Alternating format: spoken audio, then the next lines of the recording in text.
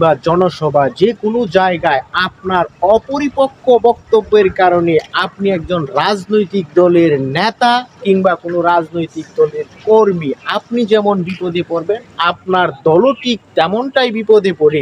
তেমনই একটি বিতর্কিত মন্তব্য করলেন বগুড়ার এক আসনের এমপি পদপ্রার্থী কাজী রফিকুল ইসলাম। সারিয়াকান্দি সোনাতলা আসনের ধানের শীষের প্রতীকে আগামী জাতীয় সংসদ নির্বাচনে অংশগ্রহণ করতে যাচ্ছে। আর তিনি মন্তব্য করলেন নৌকার ধানের শীষের বিজয় নাকি নৌকার বিজয়। এই ধরনের একটি ভিডিও সোশ্যাল মিডিয়ায় ছড়িয়ে পড়েছে। আসলে কি কথাটি বিকৃত কিংবা তার বক্তব্য বিকৃত করা হয়েছে কিনা সেটি নিয়ে কিন্তু রাজনৈতিক অঙ্গনে আলোচনা ও সমালোচনার ঝড় বই।